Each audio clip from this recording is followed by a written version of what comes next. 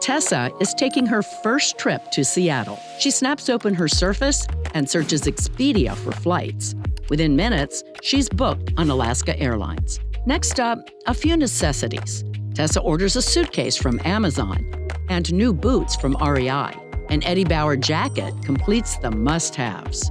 Boots on, ready to go. Tessa grabs a Starbucks, extra hot Americano, then boards her Boeing 737. Seattle-bound, Tessa whiles away the flight with old friends, Nirvana, Heart, Sir Mix-a-Lot, soon to touch down in one of the most innovative cities in the world. This visit to Seattle is made possible by Seattle, because Seattle changed the world.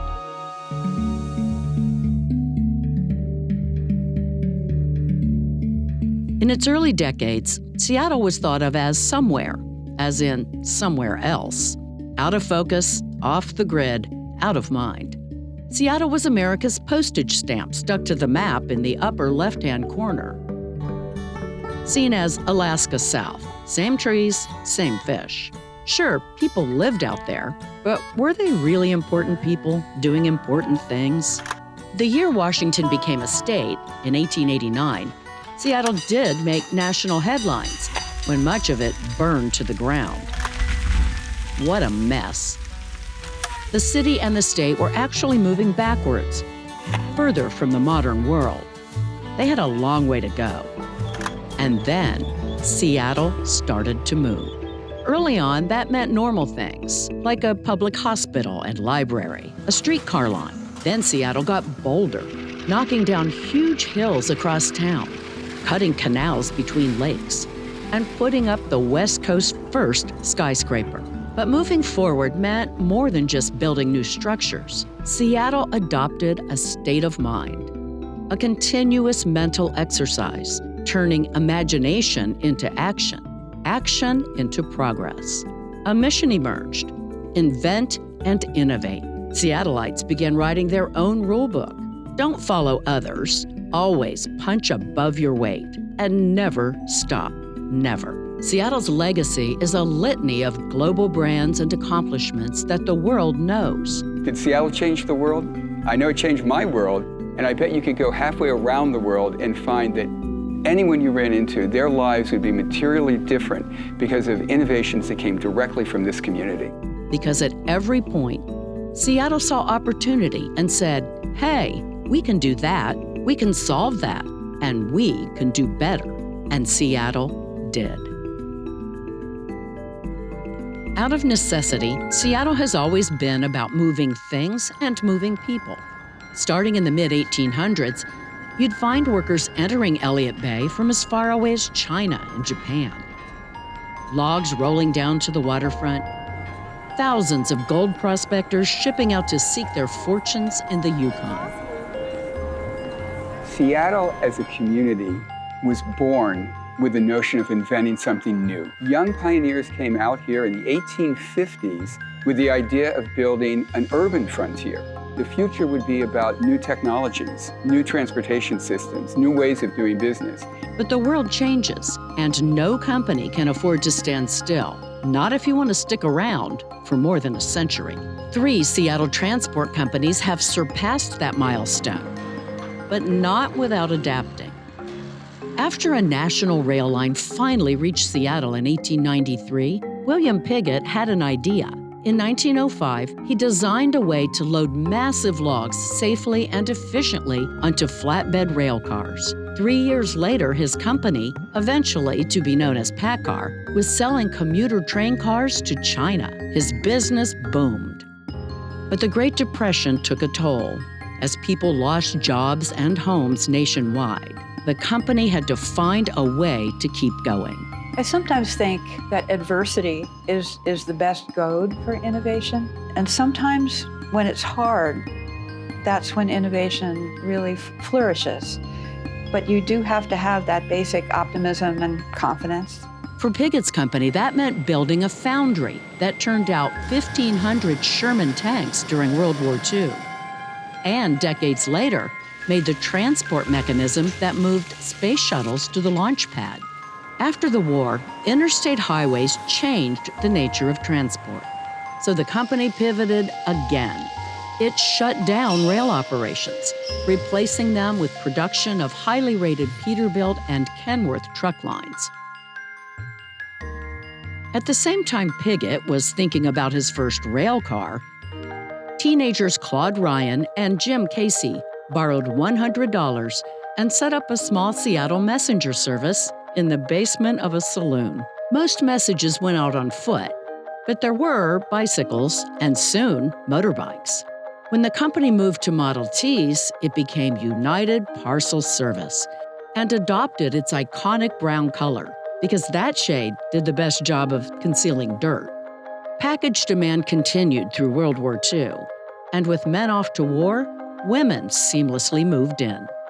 Today, UPS is the world's largest package delivery service, employing more than 500,000 workers in 220 countries, running its own fleet of cargo jets and delivering 25 million packages a day. However, if one name emerged to define transportation in Seattle and become a global game changer, it's Boeing. Boeing stands out as basically creating the whole commercial airline industry, if you think about it. And I don't think there's any technology that's changed the world more than air travel. Boeing changed the world. Boeing took us to the moon. It all began with Bill Boeing taking a chance. He dropped out of Yale. He was this very, went to finishing school, went to the Ivy Leagues. He was being groomed to be part of the East Coast elite. But a voracious curiosity and sense of adventure drew him west. Seattle was still a frontier town. And so there was this pioneering spirit, this sense of it was good to take risks. And Bill Boeing did, amassing a fortune in timber. Then, in 1915, he took a flight in a biplane over Lake Washington. And then he got really, really crazy about airplanes. Learns to fly, and then a year later, he started his own float plane company on Lake Union. And then Boeing got lucky. It's right time, right place. Bill Boeing started Boeing in 1916. The next year, the U.S. formally enters the First World War. And so the company designed a training airplane that was called the Model C, and the Navy gave Boeing its very first contract for 50 of those trainers. Still, after World War I and the arrival of the Depression, the company barely survived. He had collected this wonderful staff of engineers and machinists and seamstresses, and he didn't want to let them go. So he paid them out of his own pocket. He kept everybody busy building furniture, building speedboats. In 1927, Boeing began flying mail between San Francisco and Chicago, soon expanding flights to New York, creating America's first transcontinental airline, which continues today as United Airlines. And Boeing hired nurses to tend passengers, inventing the modern flight attendant. World War II would be pivotal as Boeing vastly expanded its workforce to support the military. We were building bombers, B-17 Flying Fortresses and B-29 Super Fortresses. And Boeing employees, half of them Rosie the Riveters, did an incredible job of building these airplanes. The numbers they built were just mind-boggling. In April of 1944, they built 352 bombers in 1 month. Bombers that were crucial to winning the war. This was the most important program in the entire arsenal of democracy. But Boeing also envisioned air travel for ordinary people, kickstarting the jet age in 1959 with the introduction of a Pan Am Boeing 707 that would spawn a family of planes and give Boeing dominance in commercial flight for decades. The 60s were a golden era.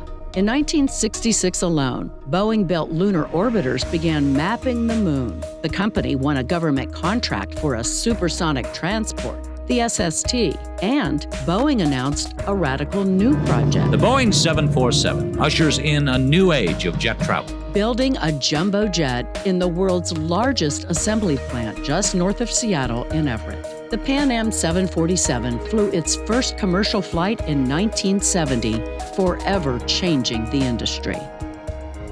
But more hard times were looming.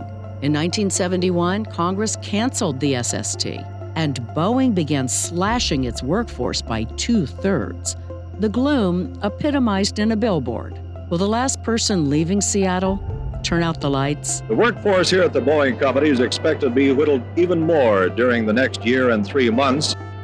60,000 people are out of work. And so Seattle just spirals into a worse 1970s than everywhere else, which is saying something. And people don't leave. In fact, as we'll detail later, those laid-off workers will form the backbone of an entirely new sector of innovation in Seattle. PACCAR, UPS, and Boeing succeeded because they pivoted as circumstances changed, and through sheer determination, overcame odds that might have doomed other companies. In doing so, they moved the world closer together.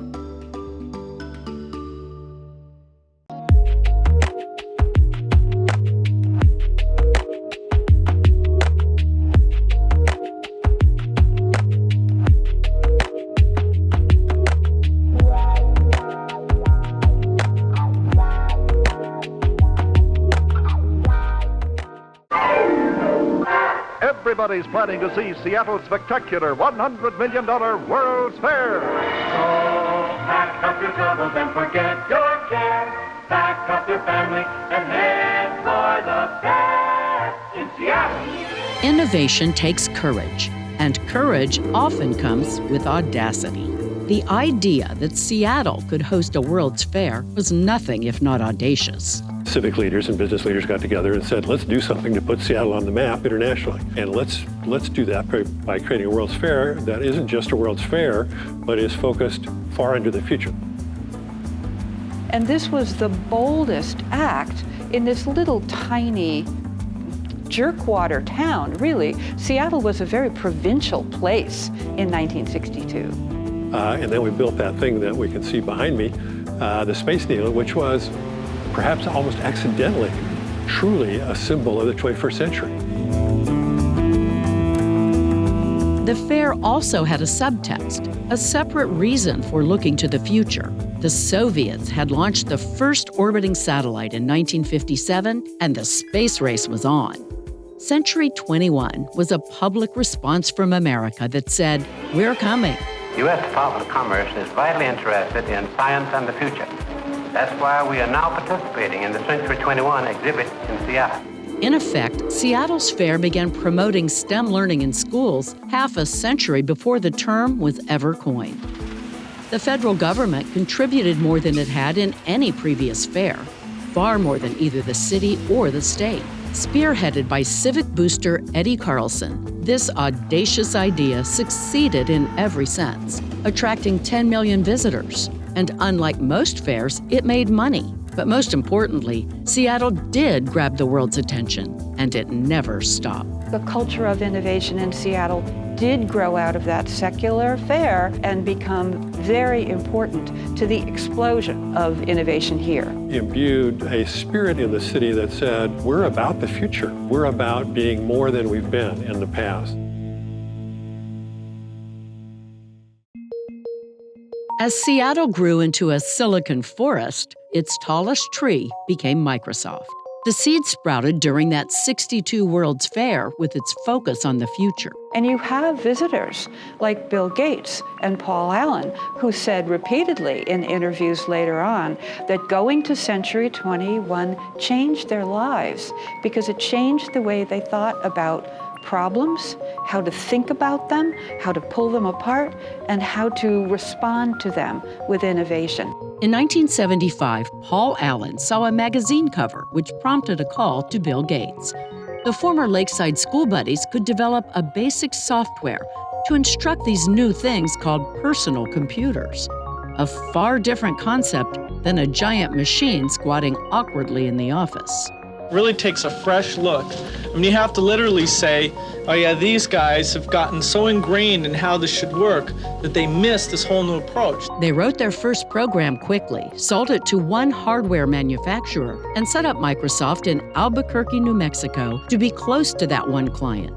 But it wasn't long before Seattle drew them back. Sure, they're from here, coming home, but that wasn't the main reason. The main reason was there were engineers. They knew they could get the people they needed. Such as graduates from the University of Washington's growing computer science department, and engineers who'd lost jobs in the Boeing bust. The pool of talent is like catnip to Microsoft. And once back in metropolitan Seattle in 1979, the company's vision flows. The computer is constantly improving. It's getting smaller. We're getting these flat screens with great resolution. We're trying to make handwriting be something you can use to get information into the computer, and eventually speech as well. So we're trying to make it fit in and have it be natural to use it. Eventually there'll be computers as small as your wallet. Microsoft starts bundling word processing, spreadsheets, and presentation software under the Office label in the early 90s. Market share and revenue soar. Microsoft was critical to what happened here in terms of the tech economy that we have now. Absolutely foundational. But like every Seattle innovator, Microsoft hit speed bumps. Apple, whose first PCs had used a Microsoft operating system, became a full-throated rival. The government said Microsoft had grown too big and filed antitrust actions. The company was late to the game in both web browser and cloud computing. Its mobile phone struck out. But Microsoft never stalls. It rises to become a symbol of Seattle's startup-friendly environment, prompting others to take the same chance. Just as Microsoft had once feasted on engineer-rich waters after the Boeing crash, someone later sees Microsoft as the source of talent he needs. In fact, famously, Jeff Bezos drove out in his car with his business plan in his lap to Seattle because Microsoft was here and had created this great community. So while their businesses are different, one inspired the other. Microsoft became generative, triggering startups and a family tree of its own. 2 of those descendants made their way to the Fortune 500 list, each based in the Seattle area. In 1996, a Microsoft employee pitched an idea directly to Gates. Let's eliminate travel agents and let people book their own travel online. Gates said yes. The result? Expedia. When that happens, then people say, oh, gosh, look what can happen if it actually works out. You can build the biggest company in this industry in the world, or the most significant company in that industry in the world. Expedia quickly became an online giant, acquiring names like Travelocity, TripAdvisor, Trivago, and Orbitz, as well as European-based sites. And the man who made that initial pitch, Richard Barton, would go on to co-found Zillow, the most visited real estate website in America.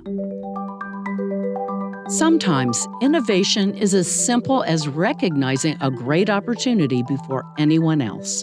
You might not know the name, but if you carry a mobile phone, in many ways, you have McCall Cellular to thank. The most probably dynamic technology in everybody's pocket all over the world today. The McCall's roots were in the small southwest Washington town of Centralia.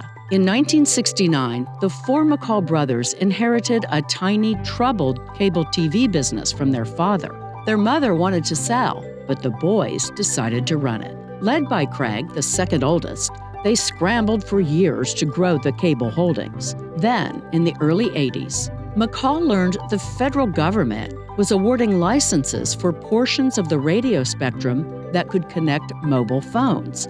AT&T passed, but McCall saw those invisible airwaves as a conduit to the future. Craig really had a vision, having a phone that was identified to a person. He said, we're not going to call places, we're going to call people.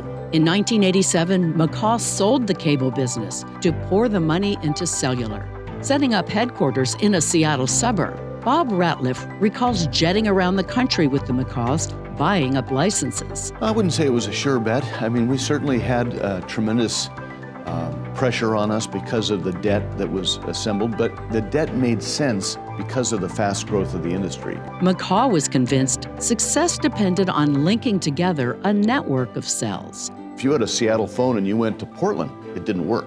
But today you can go to Rome or Istanbul and dial that Seattle number and the phone rings. McCall's network, Cellular One, would become the largest in the nation, operating in more than 100 cities. AT&T would eventually pay more than $15 billion for McCaw's interests, and many of the departing execs would go on to start new companies. T-Mobile, in the case of John Stanton, Edge Wireless, Madrona Ventures, Ignition Ventures, other Radio Frame, other little technology companies that became integral to the growth of cellular across the world. A world that shifted dramatically when Craig McCaw took a fearless leap into the future. We're on the very edge of that change, sweeping across society, and no one even understands what it means yet. And I don't know that we claim to know how many ways it will change society, but it will be profound. I think there's 8 billion people in the world, and there's something like, 8 or 10 billion phones, and something like 80 or 90% of the population of the world now has access to cellular telephone technology. It's changed everything. Seattle has produced many innovations that are helping the world, but less appreciated is what Seattle has given to the world. Many companies, organizations, and individuals are working to improve lives. But for our purposes, let's return to those two boys who were inspired by the World's Fair. Bill Gates and Melinda French Gates founded the world's largest philanthropic organization in 2000, pouring billions into eradicating diseases like polio and malaria, lifting families out of poverty, and facilitating access to safe drinking water, saving millions of lives across the globe. During that time, Gates' friend Paul Allen was thinking on an even higher plane. There's one scientist I met recently. Allen believed the greatest mysteries in the universe exist not in the far reaches of space, but in the space between your ears, the brain. If you start your career around computers and software and all that, computers think about problems a certain way. The human brain thinks about problems in ways we only understand a little bit. To expand that understanding, in 2003, 15 years before he died, Paul Allen donated $100 million to create an institute committed to unlocking the brain's secrets. We must invest in these scientists, researchers willing to pursue out-of-the-box approaches at the very edges of knowledge. He had the ability to really see what that next step should be that would push the field forward. And at that time, everyone felt tackling the human brain was simply too hard. That's because the human brain is a galaxy of billions of cells with trillions of connections. Much of how it functions is unknown. But neuroscientists do know humans and mice share 90% of their genes. So scientists at the Allen Institute began with the tiny mouse brain. So the idea was, let's map all the genes across the entire brain. And this had never been done before. It took the Institute's initial team of 80 scientists 3 years to produce the Mouse Brain Atlas, a groundbreaking 3D map detailing more than 20,000 genes in the brain. The atlas immediately became a go-to reference for researchers studying everything from autism to Alzheimer's to brain cancer. I use the Mouse Brain Atlas every single day to ask the question, where is this gene normally expressed and how could it be playing a role in the growth of these tumors? It's not just the Brain Atlas that's captured the world's attention. It's how the Institute handles all its scientific discoveries, putting them out there for anyone to use at no cost. We have the resources to build things that are big, that are comprehensive, that are widely useful to many different scientists and different fields of science, and then we share it for free for anyone to use in their work. The Brain Atlas is used daily by thousands of scientists in dozens of countries. And the Institute's model of big, team, open science is rapidly becoming the world standard. At this showcase, scientists share findings as they point toward the Institute's next goal, mapping in intricate detail the cells of an entire human brain, and eventually finding cures for the most confounding mysteries of medicine. And they can say, I'm interested in Parkinson's disease. I'm interested in schizophrenia. I'm interested in ALS. Well, let me look at this healthy brain and then look at my disease, and it can help light the way. Thanks to Paul Allen's generosity and the power of teamwork, these breakthroughs in unlocking the human brain just could be the most significant contribution Seattle has made to change the world.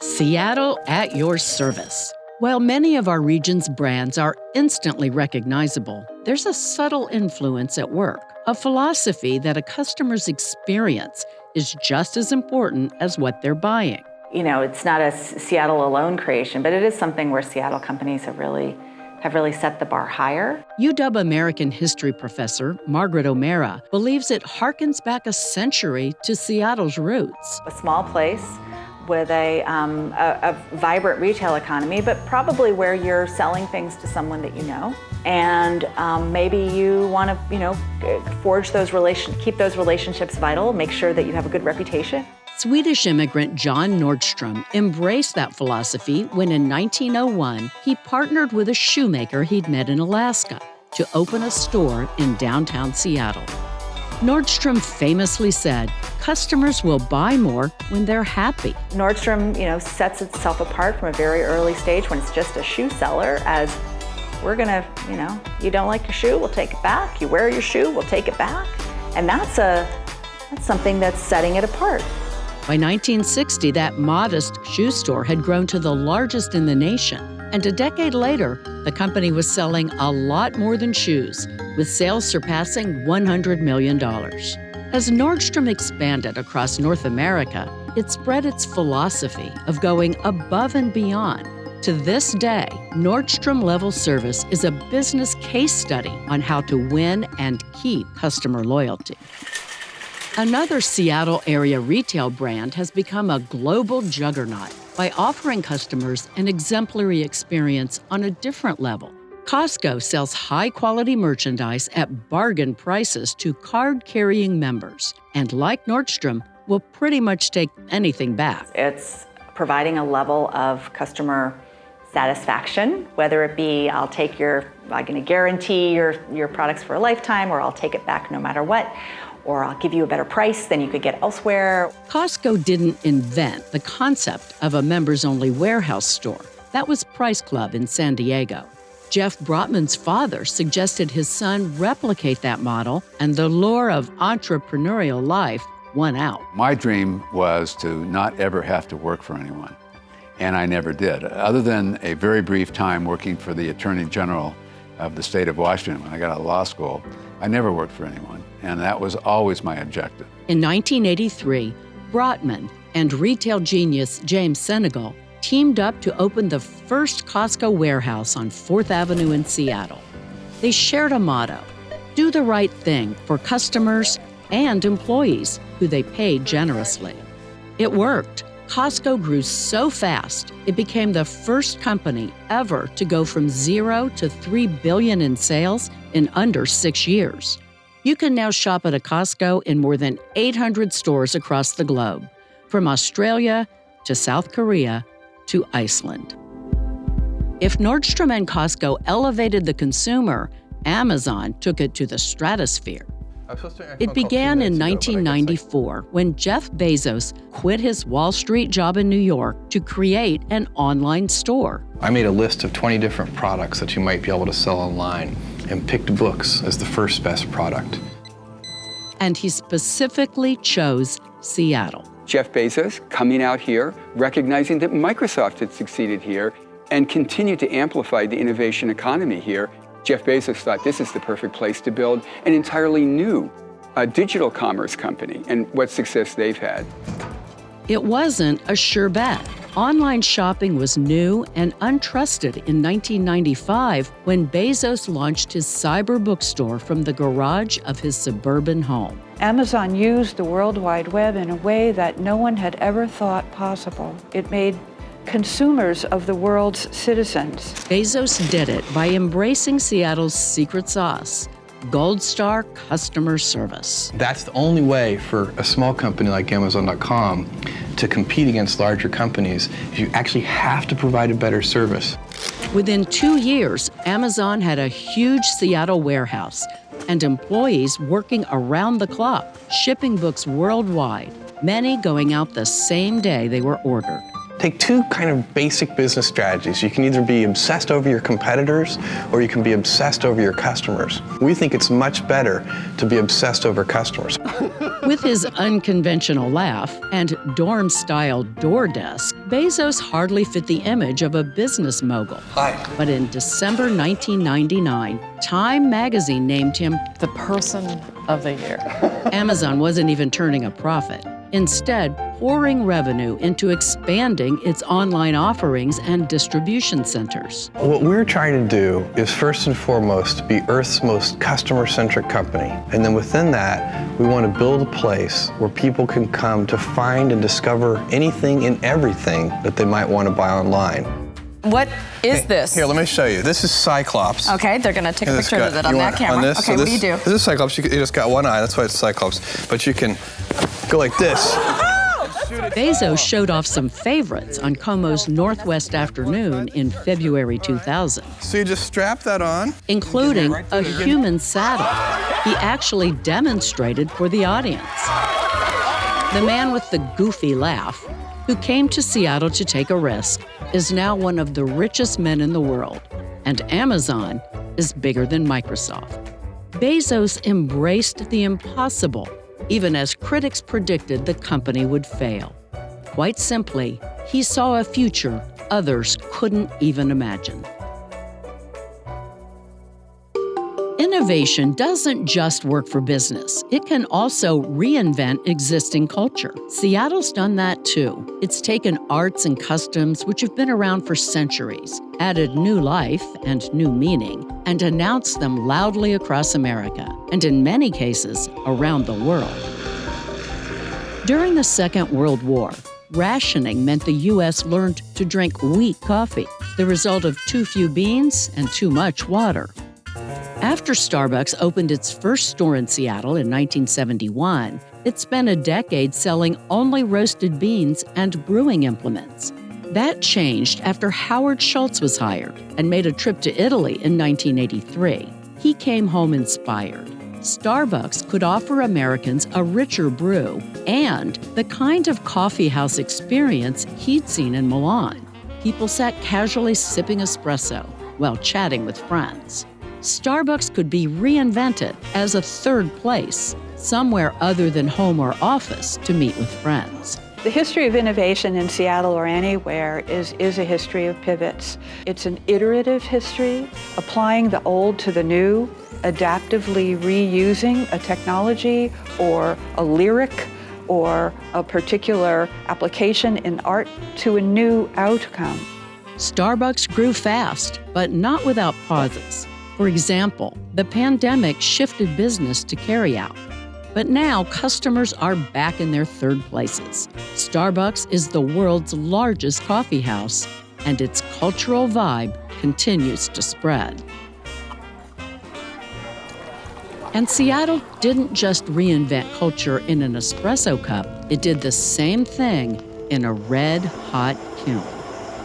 Glass blowing dates back more than 2,000 years. But as a global art form, it came alive after 1971, when Tacoma-born UW grad Dale Chihuly opened the Pilchuck Glass School about an hour north of Seattle. Chihuly invited people from all over the world to come here. He invited the Italian glass blowers, and he invited the people from the Czech Republic and from Japan. And all of these people came together to really exchange ideas and techniques. Chihuly took what was considered a fragile medium, glass, and pushed it to its limits. Not just displaying artworks on shelves, but hanging them from ceilings, growing them like stalagmites, tossing them into water, weaving them through gardens. Every installation telling a story. He often talks about his mother and his mother's garden and the many, many flowers, the beautiful colors, and you see that reflected in this installation. If you go into the Sea Life Tower room, it reflects Dale Chihuly's love of the Puget Sound, of the water. Unlike a novelist or composer, Chihuly's creations require teams of artists. And what's great about Dale Chihuly's work and process is that he incorporates the intern who's learning glass for the first time and the master who's been doing it for 30 years. And that's really why people move here. If you didn't have the torch to use, what would you have to do? It's what lured Meanie England to Seattle to do her work. So what he did was kind of taught all of us how it's done, that you can do so much more if you are able to bring a big group of people together, bring lots of like-minded people together, you can accomplish so much more. Chihuly put Seattle on the map as the center of glass blowing in America, and he is now the most famous glass artist in the world. Just a mile away from the modern Chihuly Museum is the venerable Pike Place Public Market, dating to 1907. Its impact, too, has been global. When the power brokers of Seattle moved to tear it down in the 60s and replace it with this, citizens rose up. On the one side was the mayor, the city council, the two city newspapers. It was a who's who of Seattle. On the other side was this ragtag group of university professors, a few artists, and a lot of people who had shopped and loved the market. The people staved off the wrecking ball.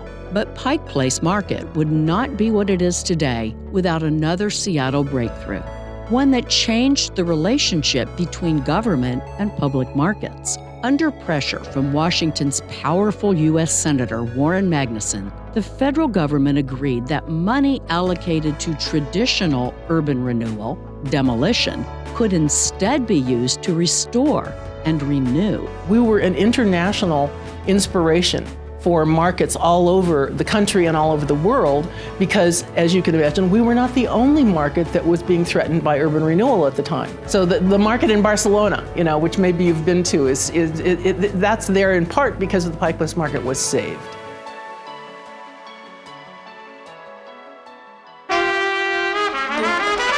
And finally, Seattle's eclectic musical heritage created a vibe that's influenced artists around the world. In the 40s, Seattle had developed a thriving jazz club scene.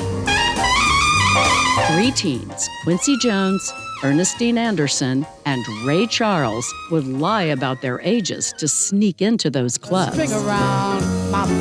Ernestine was already making her name when she met Ray Charles, just arrived from Florida. I thought, but if I could go to a medium-sized town and start to do my own little thing, maybe I could make it. And so I selected Seattle. It took me 5 days on the bus to get here. Oh, Georgia.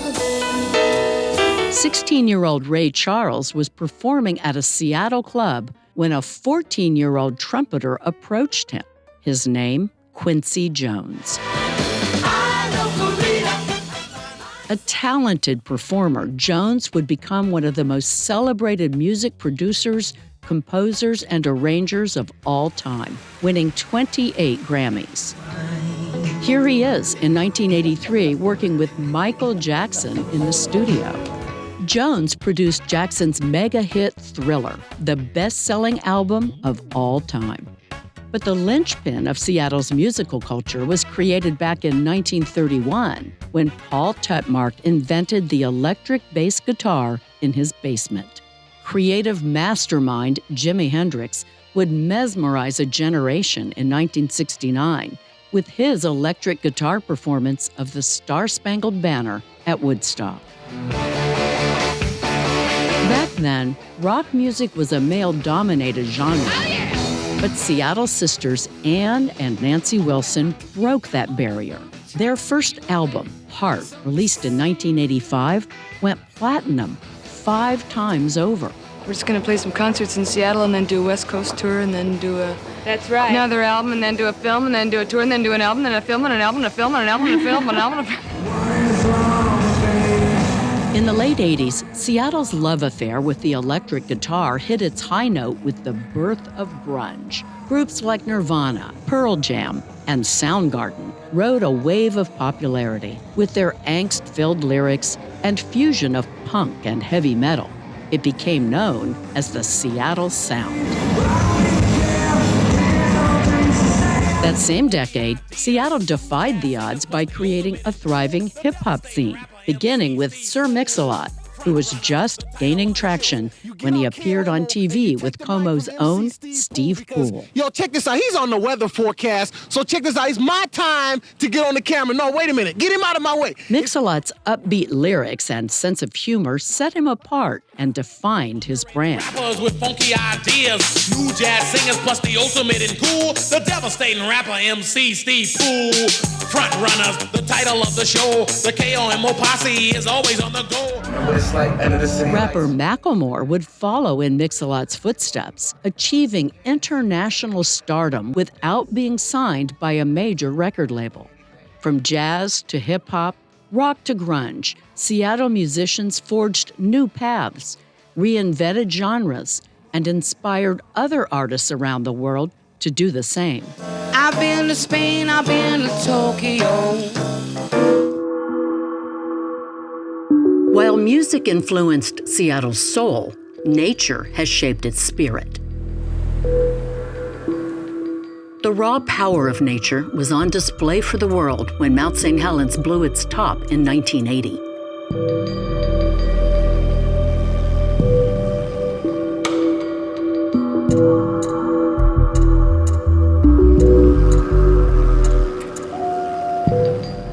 Mud flows from melting ice and snow swept away giant trees and even buildings.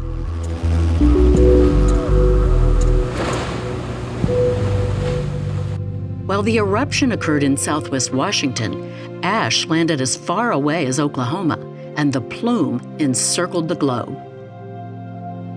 The blast could stand as a metaphor for how nature has infused Seattle with a fierce resiliency. When you come into a community that is surrounded by the densest forests on Earth and has some of the highest peaks and fjords that are as deep as those in Scandinavia, you need to have a spirit that says, I can deal with this and I can find a new way. One of the people who found a new way was Eddie Bauer. Prompted by a rainy fishing trip in 1936, during which Bauer nearly died of hypothermia, he bought $25 worth of goose down, stuffed it into a quilted jacket, and was soon selling his invention in his downtown Seattle store. In just 4 years, Bauer took out more than 20 patents for clothing and equipment, and he boldly guaranteed his products for life. But sometimes it's not what you sell, but how you sell it that's a game changer. REI, notably, that's founded in 1938 as a cooperative where a group of people who love to hike and love to mountaineer. All the gear was really expensive and hard to find, and you had to get it from Switzerland, and it was not something that was easily available. So they created a cooperative where they're, rather than a business owned by a single person, but it's something where everyone shares in the profits. The fee to join REI in 1938, $1. $1 for a lifetime membership. REI's first store manager was Northwest mountaineering legend Jim Whittaker, who would later become the first American to summit Mount Everest in 1963. But beyond helping extreme sports enthusiasts stay alive, together REI and Eddie Bauer changed the way many people around the world connect to the outdoors. Adventure isn't just for the wealthy and privileged. With the right gear, anyone can venture out. Because along with its many peaks and lakes, Seattle is also known for rain and clouds. And for dynamic airflows that split around mountains and gather over Puget Sound. I love the idea of thinking of it as a convergence zone. We think of the convergence zone as where weather systems come together and create something different. This is a place where ideas come together. Aside from Mount St. Helens, there's another mountain that has a profound impact on Seattle's spirit, Mount Rainier. Locals call it the mountain because it dominates the skyline, its grandeur suggesting endless possibilities. In any season when the mountain and sun come out together, so do the people. They head to the hills to ski, mountain bike, or to gaze at waterfalls. Others seek out water to paddleboard, kayak, or float around in donut boats under the mesmerizing Seattle skyline. People want to come here from all over the world, and that is also generating that part of the energy and the dynamism, and that's where the new ideas come from. Sometimes those new ideas are quirky. Ever heard of pickleball? It was created by happenstance on an island 30 minutes by ferry from Seattle. U.S. Congressman Joel Pritchard from Washington would take his family to Bainbridge Island for the summer. His oldest son, Frank, was a teenager then. I didn't want to go over there. All my friends, my school friends, were in Seattle. The family picnics, boating, walks on the beach did not impress the kids. It was a beautiful day. I'm standing on the steps, and I turned to him and I said, I hate it here. There's nothing to do. And he said, when we were kids here, we used to make games up. And I said, oh, really? Why don't you go make a game up then? So Pritchard did, enlisting his friends Bill Bell and Barney McCallum to invent a game that could be played on a scruffy badminton court. Pickleball became a smash hit. It's the fastest growing sport in America and has spread to dozens of countries, from Spain to India to Argentina. Recently, the governor declared pickleball the official sport of Washington State. London can have Wimbledon. Rome can have the Colosseum. We have the epicenter of the sporting world today at the pickleball court where it all started in Bainbridge Island. Out of boredom, adventure. Out of a problem, creative genius.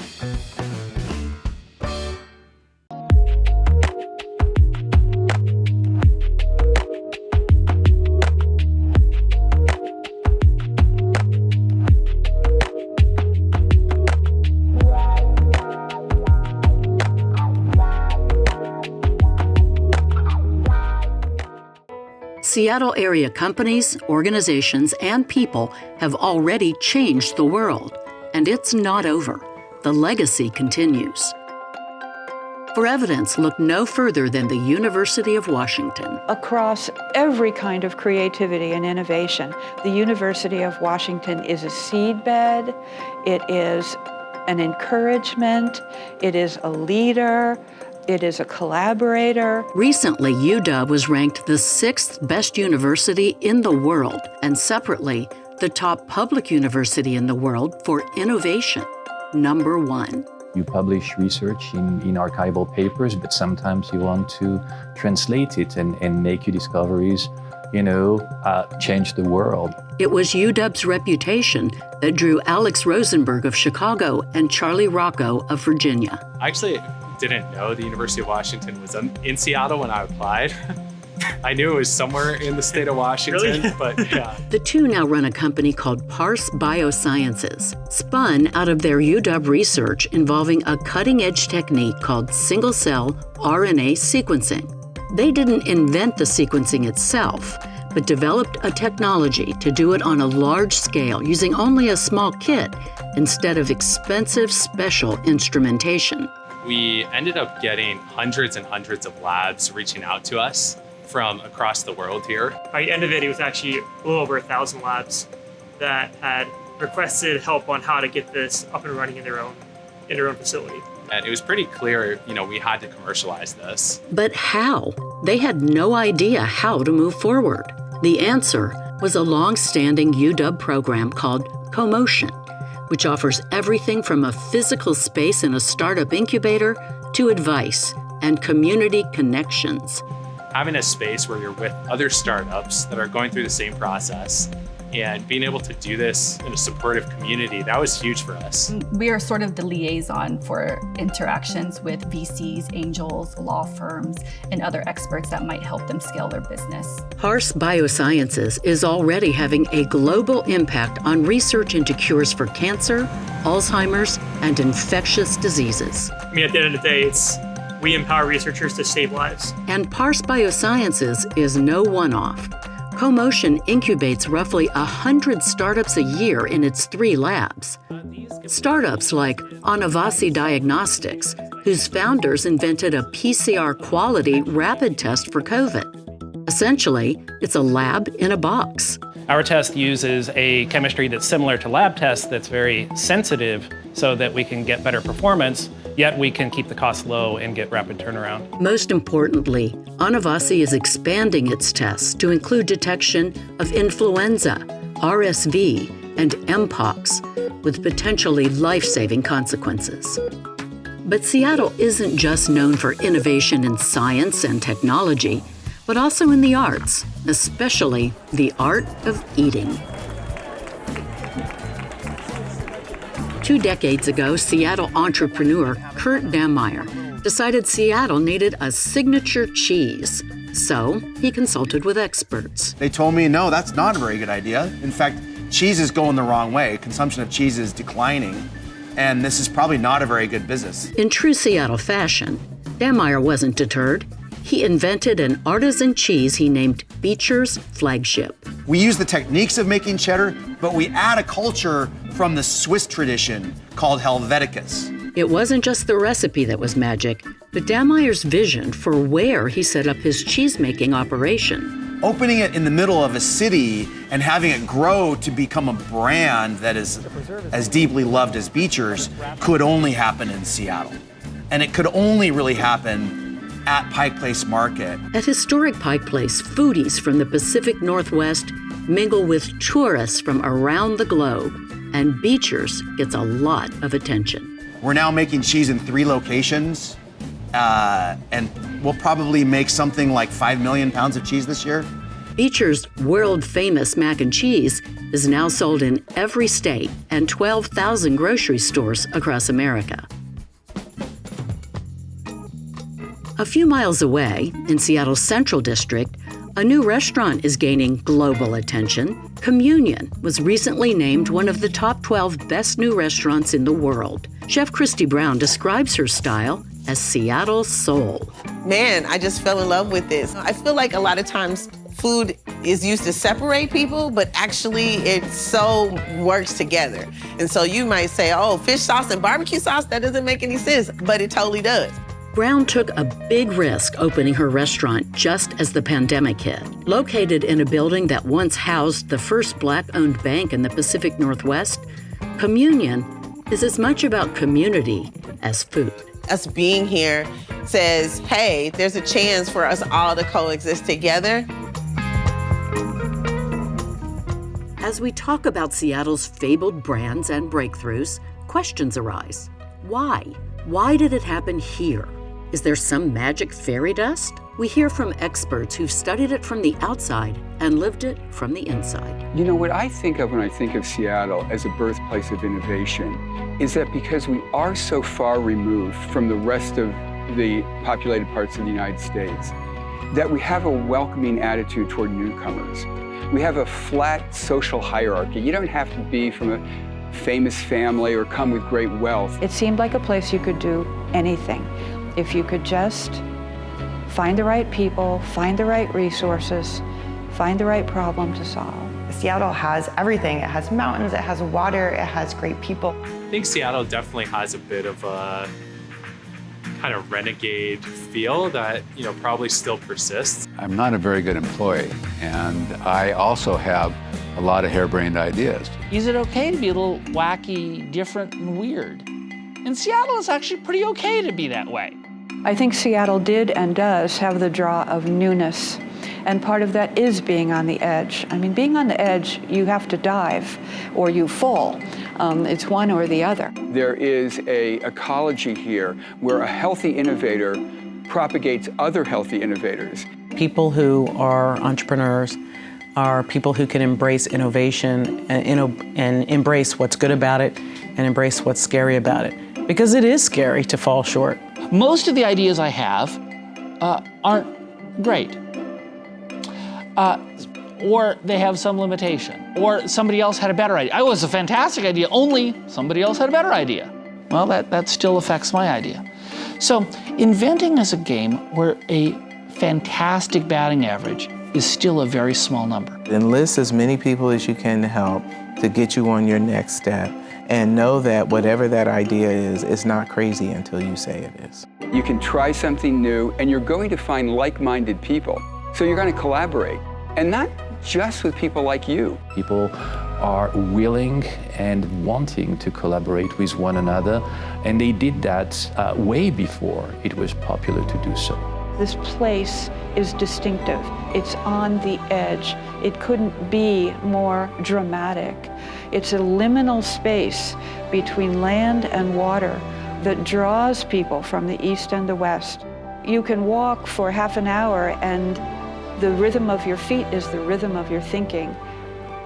It's hard to do in many cities of the world. So many other cities around the world would love to know the magic fairy dust. And to this day, we'll have delegations of groups from around the world, business groups, civic leaders who will come and, ask me the same question. How does Seattle do it? Is it the rain? Is it the coffee? Is it, what's going on?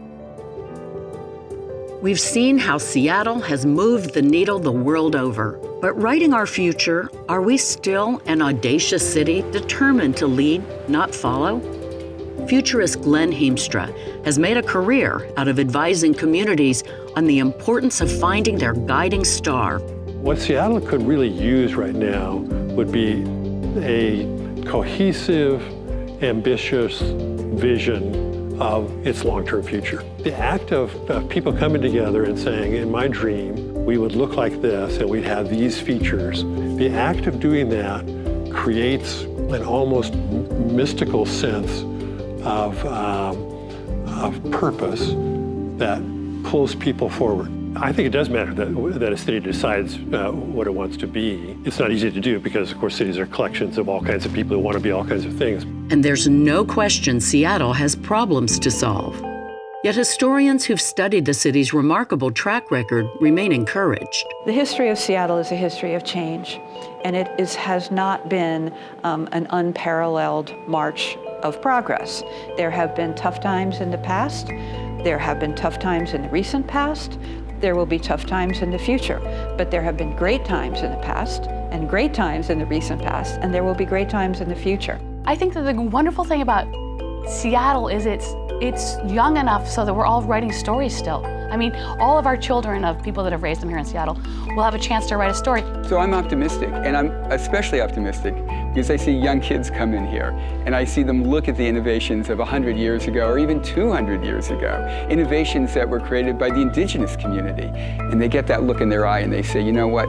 I can do the next innovation. I can be that person that helps build the future. That fills me with optimism. Optimism is a hallmark of creators. They see a problem, and instead of feeling discouraged, they're energized by a curiosity to invent solutions. We're not the biggest city in the world population-wise, but we punch way above our weight. And I think that we can feel very, very proud of that. And I don't see any reason why that won't continue into the future.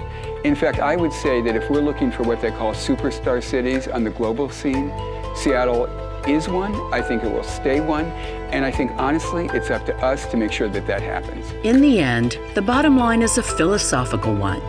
Does Seattle, the city that once told the world, we're coming, we're about the future, still want to be that scrappy city on the edge of the continent that doesn't follow, aims higher, and never stops?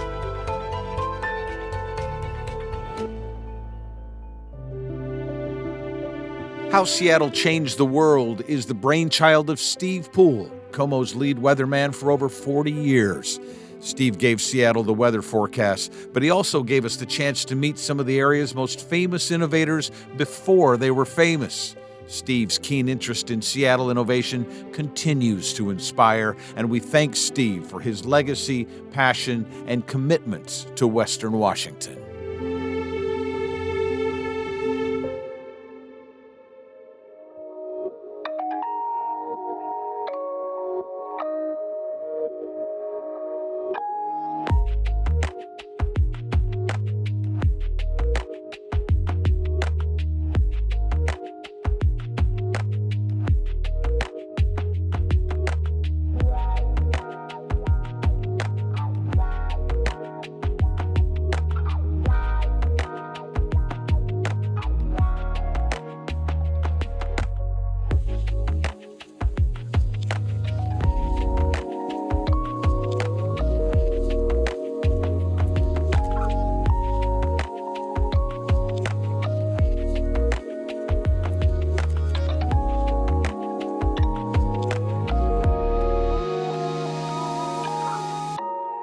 How Seattle Changed the World is sponsored in part by the Museum of History and Industries, Seattle.